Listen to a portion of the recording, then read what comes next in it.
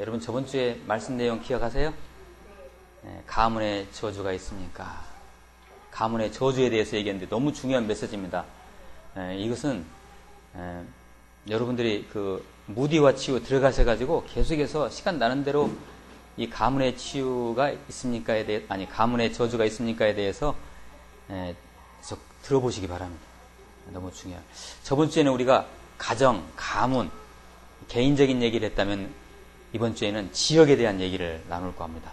계속해서 범위를 펼쳐서 이제 지역, 그 다음에 시대와 민족, 나라, 열방 해서 올해 메시지가 그런 방향으로 흘러갈 것입니다. 그리고 그러면서 내년 2015년을 이제 계획하는 그런 쪽으로 메시지를 이끌어가고자 합니다. 오늘 말씀 제목은 왜 지역을 위해서 기도해야 합니까? 우리 지역이 어디입니까? 전라북도죠? 전주죠? 군산이죠? 내가 속한 도시, 전주 혹은 군산, 내가 사는 지역 전라북도가 믿는 우리에게 어떤 의미가 있을까요? 이런 우리가 영적으로 깨어나면, 영적으로 눈이 열어지면요, 바로 여기에 지역을 보는 눈이 열어져요. 이 시대 그리스도인들이 이런 눈이 안 열어지기 때문에 세상 사람들한테 비난을 많이 당하는 거예요. 자, 오늘 지역에 대해서 같이 한번 얘기를 나눠보자 합니다. 오늘 주신 말씀을 이해하기 위해서는, 오늘 창세기 말씀이잖아요. 창세기 말씀을 이해하시기 위해서는 우리는 그 전에 일어난 사건에 대해서 잠깐 이해할 필요가 있습니다. 창세기 13장에 나타난 사건인데요. 하나님이 아브라함에게 정착하라고 한 가나안 땅에 기근이 옵니다. 기근이 오니까 아브라함이 식구들을 데리고 애굽으로 내려갑니다. 먹을 것이 없으니까요. 이집트죠. 이집트로 거기 갔다가 혼나죠. 이집트의 왕인 바로한테 자기 아내를 잃을 뻔했잖아요. 근데 물론 올 때는 선물도 받아갖고 오고 하갈이라는 몸종도 선물로 받아갖고 오고 이렇게 해서 이제 다시 가나안 땅으로 오죠. 근데 그때 이제 같이 동행한 사람이 자기 조카 롯이었어요. 롯. 그런데 이제 이 권속들이 불어나고 재산이 불어나고 양떼들이 불어나면서 같이 이렇게 공동생활하기가 너무 뭐하니까 복잡하니까 아브라함이 조카 롯에게 얘기를 합니다. 야, 우리가 눈만 열면 다 우리 땅인데 이거. 우리 같이 붙어 살지 말고 우리가 갈라지자. 네가 편한 곳으로 가서 넌 살아라. 네가 선택해라. 네가 갈 땅을 네가 선택해라. 네가 좌하면 내가 우하고 네가 우하면 내가 좌하겠다. 하니까 이 약삭 빠른 롯이요. 여러분 롯이란 그 아브라함의 조카 성격 대충 아시죠? 이 약삭 빠른 롯이 싹 보니까 비옥한 땅이 자기 눈에 딱 들어오는데 이렇게 요단강 동편이 딱 보이는 거예요. 나 이쪽으로 갈래요. 그러니까 그러면 가라. 그래서 가게 됐죠. 바로 그 땅이 소돔과 고모라 땅입니다. 여러분, 풍족한 땅이라는 것이 항상 좋은 것만 아닙니다. 사람이 풍족하면, 사람이 등 따숩고 배부르면 어떤 생각이 듭니까? 딴 생각하게 됩니다. 딴 생각. 그래서 롯이 선택한, 아브라함은 가나안 땅에 머물고 헤브론을 중심으로 한 가나안 땅에 머물고 롯은 그 풍부한 아주 풍성한 땅인 소돔과 고모라 땅으로 갔는데, 물론 그 땅이 풍성해집니다. 풍성해지니까 사람들이 엉뚱한 생각을 하기 시작합니다. 요즘식으로 얘기하면 대도시, 강남 그런 식입니다. 소돔이. 여러분 지금 한국 강남에서는, 서울 강남에서는 어떤 일이 일어나고 있습니까? 지옥 백성들의 모습입니다. 거기서 돈과 섹스와 막 음란과 막 폐역이 막 난무하는 그런 땅이죠. 소돔이 그런 땅이 됐던 것이죠. 하나님께서 소돔 땅을 보시고, 아, 이거 안 되겠다, 내가 이거 쓸어버리겠다 라는 마음을 갖고 계시는 거죠. 그러니까 아브라함이 깜짝 놀라는 거예요. 누가 있어요 거기에? 자기 조카 롯이 살잖아요. 롯의 식구들이. 그래서 하나님 앞에서 아브라함이 베팅을 합니다. 흥정을 합니다. 오늘 말씀 내용이 바로 그거예요. 이제 하나님께서 소돔 땅을 내가 불로 내가 쓸어버리겠다 하니까 아브라함이 하나님 앞에서 이제 흥정을 합니다. 베팅을. 그 내용이 오늘 말씀이죠. 잠깐 오늘 말씀 한번 보실까요? 제가 26절부터 선택을 했는데 26절 한번 보세요. 여호와께서 이르시되 내가 만일 소돔 성읍 가운데에서 의인 50명을 찾으면, 그 문구를 잘 한번 눈여겨보세요. 의인 50명을 찾으면 그들을 위하여 온 지역을 용서하리라. 하나님께서 말씀하시는 거예요, 지금요. 자, 그때 당시 소돔이라는 도시가 인구가 몇 명인지는 모르겠어요. 그런데 하나님께서 50이라는 기준을 제시한 거예요. 그 도시 안에 의인 50명만 있으면 내가 이 도시 멸하지 않겠다. 이것은 여러 가지로 우리가 해석할 수 있지만 이렇게 볼 수 있어요. 최소한의 의인 단위가 50명이다. 이 교회입니다. 교회. 이게 지구로 말하면 교회. 그곳에 교회가 있으면 내가 그 땅을 멸하지 않겠다, 이런 얘기. 그리고 또 한 가지는 그 50명만 있으면 그 소돔이라는 도시를 어떻게 변화시킬 수가 있기 때문에 내가 그 의인들을 믿고 내가 용서하겠다는 그런 얘기입니다. 50명이다, 50명. 근데 50명이 있어요, 없어요? 없는 거예요, 의인이. 자, 그 다음 말씀, 27절. 아브라함이 대답하여 이르되 나는 티끌이나 재와 같사오나 감히 죽게 아뢰나이다. 하나님께 이렇게 베팅을 하면서, 흥정을 하면서도 아브라함은 되게 미안한 거예요, 지금. 엄청 죄송한 거예요. 28절. 드디어 디스카운트가 됩니다, 이제. 50의인 중에 5명이 부족하다면 그 5명이 부족함으로 말미암아 온 성읍을 멸하시리이까? 이르시되 내가 거기서 45명을 찾으면 멸하지 아니하리라. 하나님도 재밌으시죠? 5명 깎아주신 거예요, 지금. 45명 있으면 내가 그 소돔성 멸하지 않겠다, 이렇게 말씀하십니다. 29절 말씀입니다. 아브라함이 또 아뢰어 이르되 거기서 40명을, 그러니까 45명도 의인이 없는 거예요, 지금요. 네. 계속 내려갑니다, 지금 숫자가. 아브라함이 또 아뢰어 이르되 거기서 40명을 찾으시면 어찌하려 하시나이까? 이르시되 40명으로 말미암아 멸하지 아니하리라.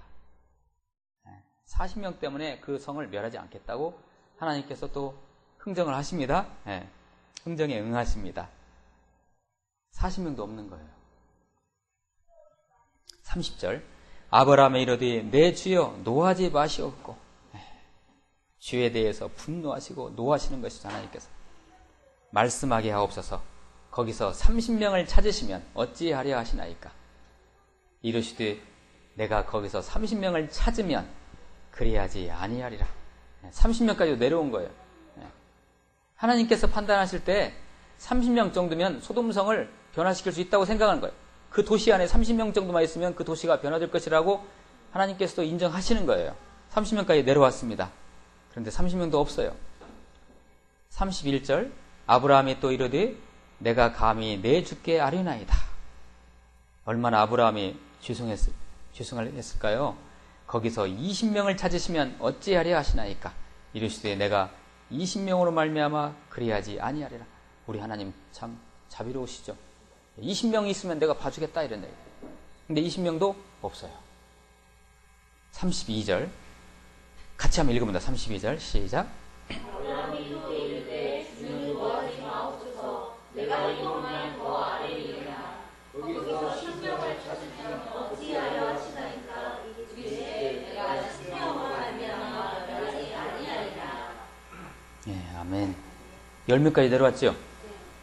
그런데 하나님께서 쓸쓸히 하나님의 보좌로 다시 올라갔습니다. 10명도 없는 거예요. 남은 것이 뭐예요? 이제 멸망이에요. 하나님께서 불러 이제 소돔을 성을 쓸어버릴, 보니까 10명도 없는 거예요, 의인이. 그래서 33절, 여호와께서 아브라함과 말씀을 마치시고 가시니. 여러분 이 장면을 한번 생각해 보세요. 하나님께서 쓸쓸하게 그냥 아이고, 아브라함도 자기 곳으로 돌아갔더라. 오늘 말씀이 내용이 이렇습니다.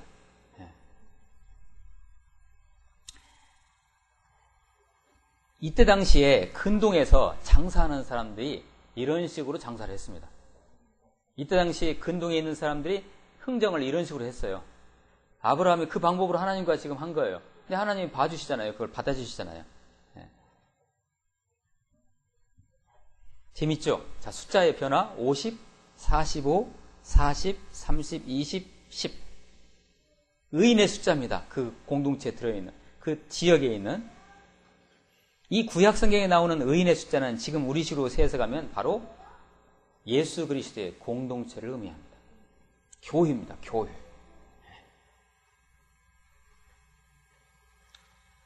예수 그리스도를 구주로 고백하는 공동체이지요. 우리는 이 말씀에서 어떠한 교훈을 얻을 수 있을까요? 하나님께서 한 도시의 흥망성쇠를 가늠하실 때 무엇을 보시냐면요, 다른 거 안 보십니다. 하나님의 관심사는 오직 전주를 보실 때 어디를 보세요? 전주에 있는 교회를 보시는 거예요. 교회를. 전주에 있는 믿음의 백성들을, 의인들을 보시는 거죠. 존경하는 우리 무디교의 동역자 지체 여러분,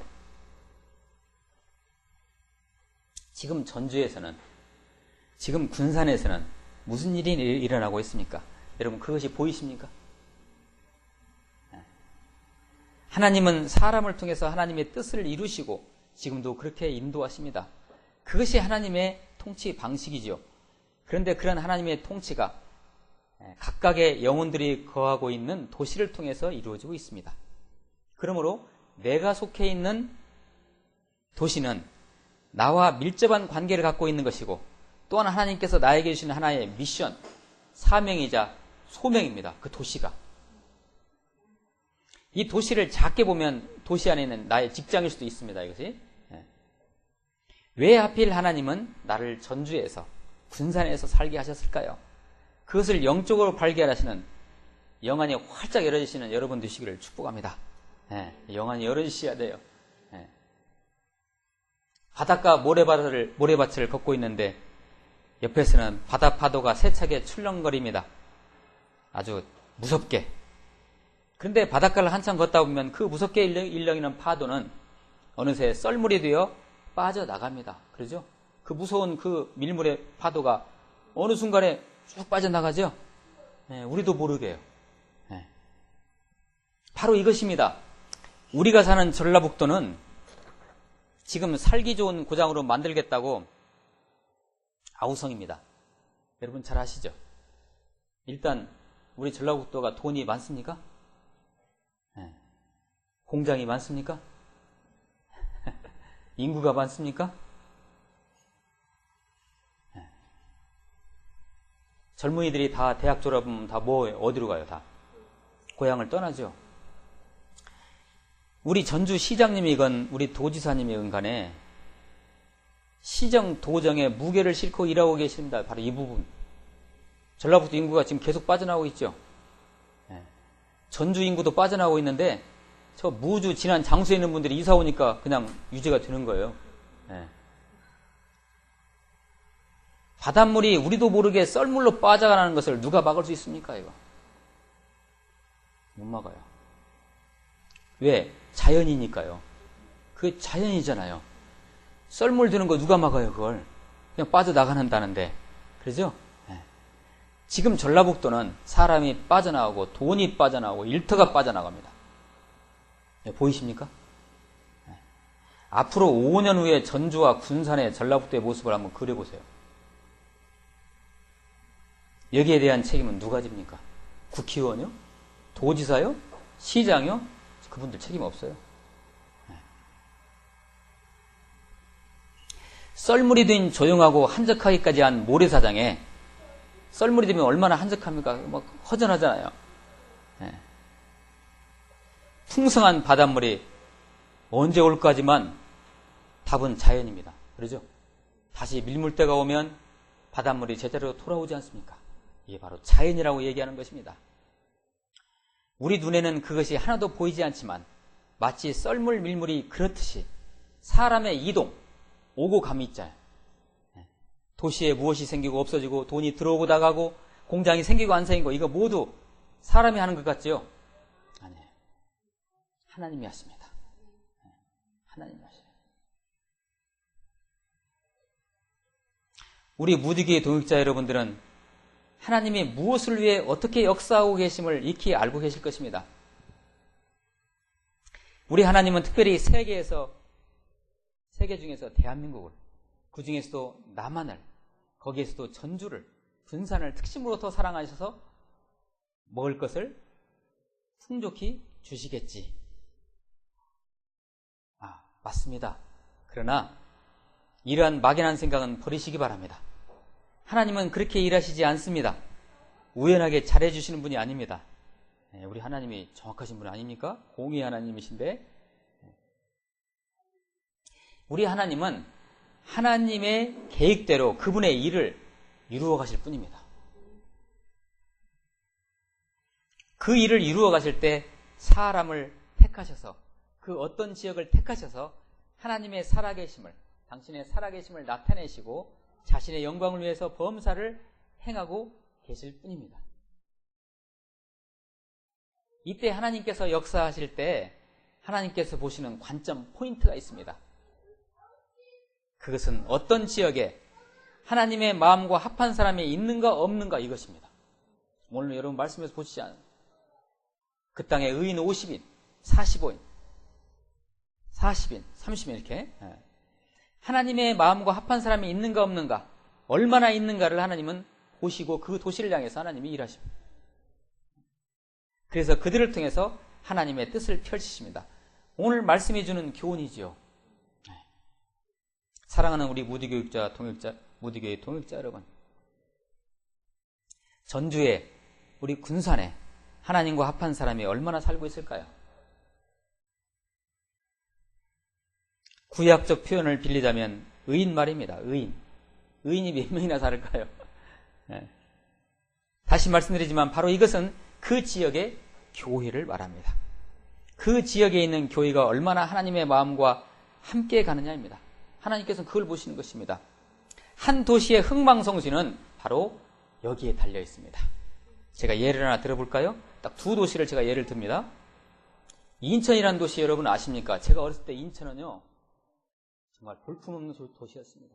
제2, 제3의 도시긴 했지만 인천 사람들은 항상 불만을 토로했어요. 우리 인천은 왜 쪼그라다르냐 이렇게. 그런데 인천의 교회들이 기도를 하기 시작합니다. 그러더니 하나님의 대역사가 인천에 있지 않았습니까? 뭐예요, 그게? 인천공항이 생기지 않았습니까? 인천은요, 지금 우리나라에서 가장 빠르게 성장하는 곳입니다. 도시가 이렇게. 또 하나의 도시 예를 들어볼까요? 대전입니다.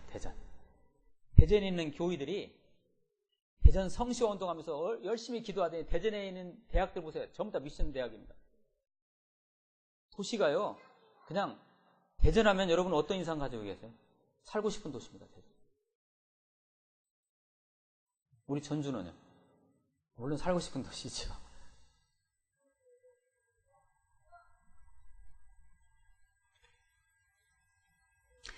그래서 그 지역에 있는 교회가 얼마나 하나님의 마음과 함께 가느냐, 이건 너무 중요합니다. 한 도시의 흥망성쇠는 여기에 달려 있습니다. 그리고 이것은 하나님의 주권 안에서 행해지는 것입니다. 내가 의인이 되는 것입니다. 우리 모두가요, 각자가. 내가 눈을 활짝 열어 내가 사는 땅의 영적 상태를 보고 진단하며 다시 오시는 주님을 기다리며 준비해가는 것입니다. 이것이 바로 전주 시민이 할 역할이고 군산 시민이 할 역할이에요. 우리는 나의 개인사를 통해서 하나님을 만나기 때문에 하나님은 나의 가정, 직장, 건강의 특심을 가지고 계시다고 우리는 믿습니다. 맞아요. 이건 맞습니다. 그러나 틀렸습니다. 맞지만 틀렸어요. 하나님은 하나님 나라에 관심이 있습니다. 그 나라를 이루어 가시는 전 세계 모든 나라의 백성에게 관심이 있으십니다. 그 중에 한 사람인 나에게 관심을 가지고 계실 뿐입니다. 그러므로 저와 여러분이 하나님 앞에서 그분의 특심의 관심을 끌어오시려면, 제 예를 들면 나 문영수가 아니라 좀 더 큰 하나님의 테두리 안에 있는 문영수, 지역에 관심을 갖는 문영수, 그 문영수에 하나님께서는 관심을 기울인다는 것입니다. 하나님은 모르면 몰라도 전주 안에, 군산 안에, 우리 전라북도 안에 저와 여러분의, 그러니까 전주 안에 있는 우리, 군산 안에 있는 우리의 관심을 갖고 계십니다. 이해하시겠죠? 무슨 얘기인지? 우리가 우리 지역사회에 위해서 이제까지 얼마나 기도하고 있습니까? 제가 전주에 있는 교회들에게 좀 섭섭한 것이, 인식이 없습니다. 전주에 있는 교회들이 이 지역사회에 대한 인식이 없어요. 전주가 이렇게 돼가고 있는데 불구하고 관심이 별로 없는 것 같아요. 참 유감입니다. 대전이나 인천에 있는 교회와 다른 점이 그런 것입니다. 바로 전주에 있는 교회들이 각성해야 할 때입니다. 전주는 군산은 전라북도는 하나님이 나에게 우리에게 허락하신 무슨 옷과도 같습니다. 옷. 우리가 지금 전주라는 옷을 입고 있습니다. 우리가 군산이라는 옷을 입고 있는 거예요. 우리가 무관하지 않습니다. 우리는 옷에 얼마나 신경을 씁니까? 맞죠? 옷이 바로 나기 때문에. 전주는 바로 나지요. 군산이 바로 우리고 나입니다. 영원히 망하지 않을 것 같았던 로마. 여러분, 로마라는 나라, 그런 나라가 망했습니다. 로마도. 그 로마가 AD 410년, 잘 아시겠지만 고트족의 침입으로 말미암아 멸망당하게 됩니다. AD 410년에. 그런데 여러분, AD 410년 가로 조금 직전에 AD 313년에 로마가 기독교를 공인합니다. 기독교 나라가 돼갑니다. 그 후에 니케아 종교회의를 거쳐가지고 정식으로 로마가 기독교 국가가 됐는데, 아니 그런데 이 하나님의 나라가 왜 망합니까? 하나님의 기독교를 국교로 하니 로마가 왜 망했을까요? 사람들은 의아해했습니다. 이상하다. 이에 답을 주기 위해서 그때 당시 히포라는 아프리카에 있는 히포라는 곳에 주교인 어거스틴 들어보셨죠? 아우렐리우스 아우구스티누스, 우리 보통 영어로 어거스틴이라고 얘기합니다. 어거스틴의 어머니 모니카 유명하잖아요. 그 아들을 위해서 평생을 기도했던 그 어머니 모니카의 기도. 이 어거스틴이라는 사람이 완전 깡패였어요. 이 깡패가 이런 성자가 된 거예요. 누구 때문에? 엄마의 기도 때문에. 그로 유명하잖아요. 그 어거스틴이 바로 거기에 답을 주기 위해서, 왜 우리 기독교 국가인 로마가 망했을까요? 사람들이 의아해하고 있었어요. 거기에 답을 주기 위해서 쓴 책이 바로 하나님의 도성이라는 책입니다. The City of God. 신국론이라고 번역도 되어 있습니다. 제가 최근에 지금 읽고 있습니다. 좀 두껍죠? 신국론이라고 번역되어 있죠. 하나님의 도성. 하나님의 도성. 이 책을 썼어요. 이 책에서 어거스틴은 기독교적 역사 해석을 시도합니다.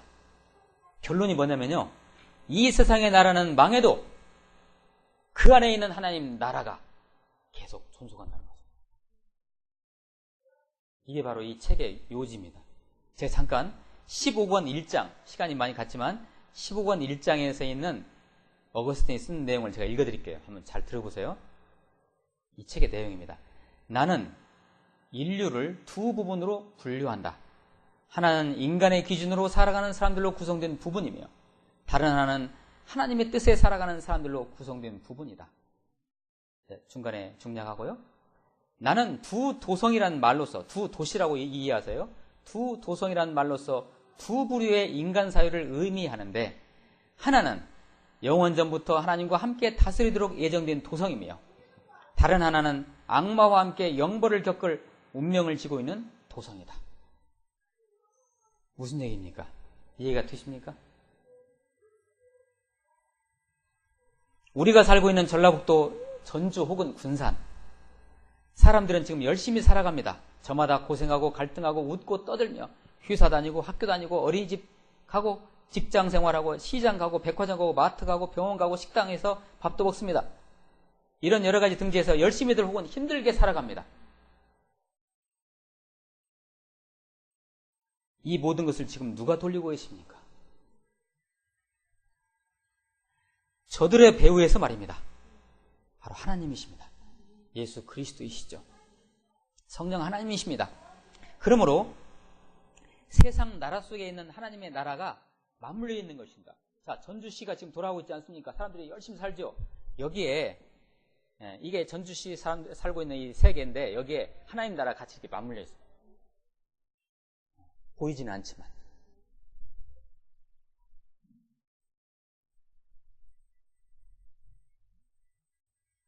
혹여나 전주는 망해도 그 안에 있는 하나님 나라는 망하지 않습니다. 그리고 그 보이지 않는 하나님의 나라 속에 있는 우리 그리스도인들이 바로 있는 것이죠. 바로 교회지요. 바로 우리 무디교회입니다. 그 교회, 즉 우리 구약성에 나오는 그 표현에 의하면 의인이죠. 의인. 그 의인 때문에 하나님은 오늘도 기꺼이 웃으시면서 전주 혹은 군산을 움직이고 계십니다. 그리고 그 하나님 나라 전주 혹은 군산에 속해 있는 우리들을 통해 하나님의 백성으로서의 역할을 충실히 감당하시기를 주문하십니다. 여러분 어떻게 하시겠습니까? 오늘부터라도 우리가 사는 전라북도 이 전주와 군산을 위해서 무릎으로 기도하시지 않겠습니까? 기도하시겠습니다.